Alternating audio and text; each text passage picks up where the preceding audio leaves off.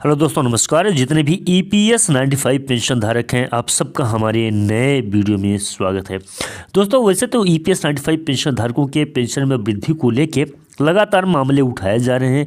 EPS 95 pension धारकों के लगातार नए नए हथकंडे अपनाए जा रहे हैं ताकि ईपीएस 95 पेंशन धारकों को पेंशन की राशि मिल सके। जहां पे राष्ट्रीय संघर्ष समिति की टीम और साथ ही साथ में राष्ट्रीय संघर्ष समिति के जितने भी कार्यकर्ता हैं, सभी जी जान से मेहनत कर रहे हैं कि ईपीएस 95 पेंशन धारकों को समय पर उचित पेंशन की राशि मुहैया हो सके। उसी की कड़ी में मैं आपको यहाँ पे बताना चाहता हूँ कि 7/2/2023 को जहाँ पे दिल्ली दौरा में माननीय जो राष्ट्रीय संघर्ष समिति के कमांडर अशोक रावत जी हैं, चीफ हैं, उनके द्वारा दिल्ली दौरा किया जा रहा है। जो दिल्ली दौरे के दौरान ही वो माननीय केंद्रीय कानून राज्य मंत्री श्री एसपी सिंह बघेल जी से भेंट किए, मुलाकात किए। अच्छा, देखते हैं मुलाकात के दौरान क्या बातें हुई। जो एनएससी के राष्ट्रीय कमांडर जो अध्यक्ष हैं, राष्ट्रीय अध्यक्ष हैं कमांडर अशोक रावत जी, वो एनएससी मुख्यालय टीम सहित गए थे इस दिल्ली दौरे में। वहाँ पे जो केंद्रीय कानून राज्य मंत्री जी से मिलने के लिए पूरे टीम के साथ में वो पहुँचे, तो वहाँ पे केंद्रीय कानून राज्य मंत्री श्री एसपी सिंह बघेल जी से भेंट हुई। भेंट के दौरान माननीय सुप्रीम कोर्ट के आरसी गुप्ता व अन्य मामलों पर फैसले की गलत व्याख्या व वास्तविक वेतन पर पेंशन के लाभ से पेंशनर्स को वंचित रखा गया, इस पे बात किए। तो बात क्या क्या किए वो भी हम आपको बताते हैं, यहाँ पे पूरी जानकारी हम आपको देंगे। जैसे कि माननीय सुप्रीम कोर्ट के अनुसार जो आरसी गुप्ता व अन्य मामले का फैसला आया था वो उसका गलत व्याख्या हुआ है। वास्तविक वेतन पर पेंशन के लाभ से पेंशनर्स को वंचित रखा गया है।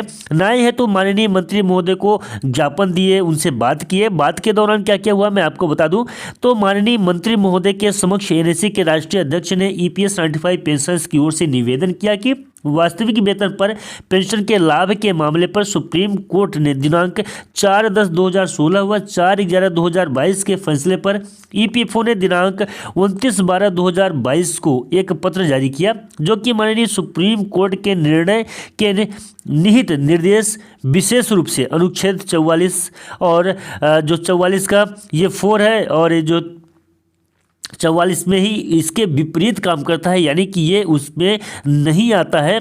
जो पैरा नंबर 9 है या पैरा नंबर 4 की मैं बात कर रहा हूँ, अनुच्छेद की बात यहाँ पे कर रहे हैं। अनुच्छेद 44 है, दोनों में लग रहा है। अनुच्छेद 44 के एक चौथा एक नौवें के विपरीत है। वो पेंशनर्स को वास्तविक वेतन पर पेंशन लाभ से वंचित करता है। आगे एनएससी चीफ ने मंत्री महोदय से निवेदन किया कि माननीय मंत्री महोदय स्वयं इस विषय में हस्तक्षेप करें, जिससे कि फैसले की सही व्याख्या करते हुए पेंशनर्स को न्याय से वंचित न रखा जाए, उन्हें उनका न्याय, उनका अधिकार मिल जाए। तो अपना जो पक्ष रखने के बाद एनएससी चीफ द्वारा केंद्रीय कानून मंत्री या कानून राज्य मंत्री को इस संदर्भ में विस्तार पूर्वक लिखा है पत्र, और उस पत्र को उनको सौंप दिया, ज्ञापन दे दिया। माननीय मंत्री महोदय जी ने भी उस पत्र को बहुत ही ध्यान से पढ़ा, पूरे ध्यानपूर्वक पढ़ा हुआ पत्र पढ़ने के बाद कहा कि इस फैसले की जानकारी मुझे है, जो कि ऑलमोस्ट जितने भी लोग हैं इससे जुड़े हुए हैं, सभी को इसकी जानकारी है, सभी को इसके बारे में जानते हैं। तो उन्होंने भी बताया कि इस फैसले की जानकारी मुझको है, आपने जो पत्र में लिखा है उसे है हम कल ही श्रम मंत्री जी को उचित कार्रवाई हेतु भेज देंगे। यानी कि अब जो तो ईपीएस 95 पेंशन धारकों के लिए एक बार फिर से जो तो एक बड़ी बात कही जा रही है। यहाँ पे कुछ तस्वीरें हैं, यहाँ पे देख सकते हैं, ये हैं कानून मंत्री जी हमारे, उनके साथ में मुलाकात हुई है। ईपीएस 95 पेंशन धारक ये जो तो यूँ कहे कि माननीय कमांडर अशोक रावत जी स्वयं ईपीएस 95 पेंशन धारकों के लिए ज्ञापन देते हुए आपको दिखाई दे रहे होंगे। उसके आगे यहाँ पे देख सकते हैं, ये वहाँ पे पहुँचे हैं जो ईपीएस 95 पेंशन धारकों के पेंशन में वृद्धि कराने के लिए माननीय कमांडर अशोक रावत जी और साथ ही साथ में राष्ट्रीय संघर्ष समिति के और भी कार्यकर्ता यहाँ पे रजावत सर भी हैं, आप देख सकते हैं। रजावत सर के साथ साथ में यहाँ भी है।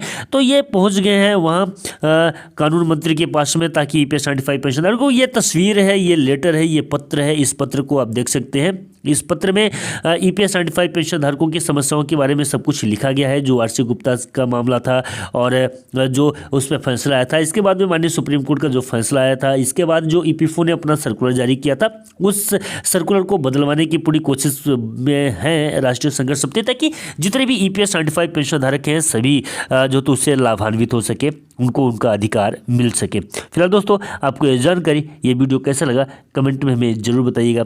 आज के लिए बस इतना ही था। लेकिन दोस्तों जितना ज़्यादा हो सके राष्ट्रीय संघर्ष समिति की टीम के लिए, EPS 95 पेंशन धारकों के लिए इस वीडियो को जितना ज़्यादा हो सके उतना ज़्यादा आप साझा करिएगा, शेयर करिएगा, ताकि दूसरे लोगों तक भी आपकी समस्याएं, आपकी जो बातें हैं वो दूसरे लोगों तक भी आपकी बात पहुंच सके। फिलहाल दोस्तों नमस्कार, जय हिंद, जय भारत।